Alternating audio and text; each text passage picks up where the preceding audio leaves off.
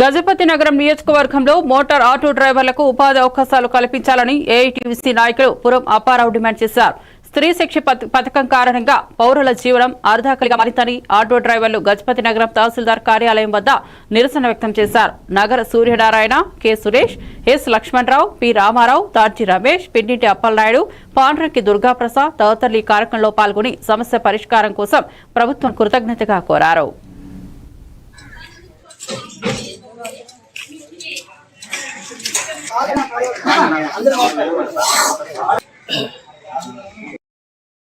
ముఖ్య జీవో యొక్క ఉద్దేశం అది మన వరకు వచ్చేసరికి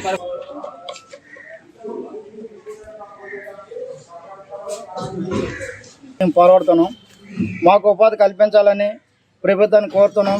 అలాగే డిప్యూటీ సీఎం పవన్ కళ్యాణ్ గారు మా కోసం అప్పుడు ఎన్నో వాగ్దానం చేసి ఎన్నో మాట్లాడారు. ఇప్పుడు మా విషయం వచ్చేసరికి ఏమి మాట్లాడలేదు, ఏమి కూడా అతను నోరు మెదపడం లేదు. మీ ఆటో డ్రైవర్ అయితే పక్కాగా అతను ఫ్యాన్స్ అయి ఉన్నాము. ఒకనప్పుడైతే అతను సినిమాలు ఎంతగా పిచ్చిగా చూసేవాళ్ళమే. ఇప్పుడు మా గురించి అతను తనసలేదు, ఏ విషయం కూడా మాట్లాడడం లేదు.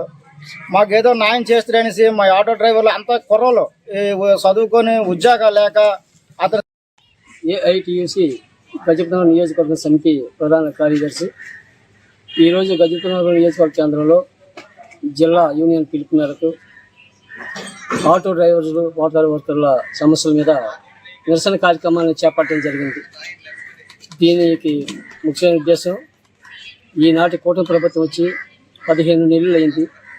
కూటమి ప్రభుత్వం రాకముందు డిప్యూటీ సీఎం గారు పవన్ కళ్యాణ్ గారు చేగివేరా వాగ్దానంతో చేగివేరా